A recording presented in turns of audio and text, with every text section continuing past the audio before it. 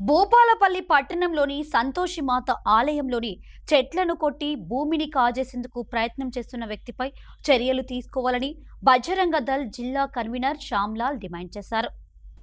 ఈ మేరకు పట్టణంలోని సంతోషిమాత ఆలయం ఎదురుగా ఉన్నటువంటి జాతీయ రహదారిపై బజరంగ దళ్ నాయకులు ధర్నా చేశారు.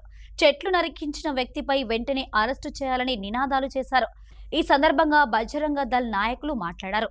భూపాలపల్లి కేంద్రంలో గల సంతోషిమాత దేవాలయాన్ని గౌతమ్ ప్రభాకర్ అనేటువంటి వ్యక్తి, ప్రధాన హాస్పిటల్ వ్యక్తి, భూమిని మొత్తం కూడా కబ్జా చేసి తన సొంత లాభానికి అమ్ముకొని ధనలాభాన్ని పొందుతా ఉన్నాడు.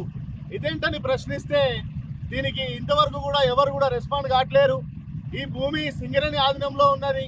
సింగరేణి అధికారులకు, జీఎంలకు ఎన్నిసార్లు కంప్లైంట్ చేసినా కూడా వాళ్ళ యొక్క లంచాలకో దోపిడీలకో వాళ్ళు స్వలాభపడి వాళ్ళు కూడా ఈ భూమిని పూర్తి స్థాయిలో పట్టించుకోవడం మర్చిపోయారు. గుడిని కేంద్రంగా చేసుకొని గౌతమ్ ప్రభాకర్ అనే వ్యక్తి గుడి చుట్టూ ఉన్న భూముల్ని అంతా కూడా కబ్జా చేసి ఈ భూములన్నింటినీ కూడా అమ్ముకొని సొంత లాభాన్ని పొందుతా ఉన్నాడు.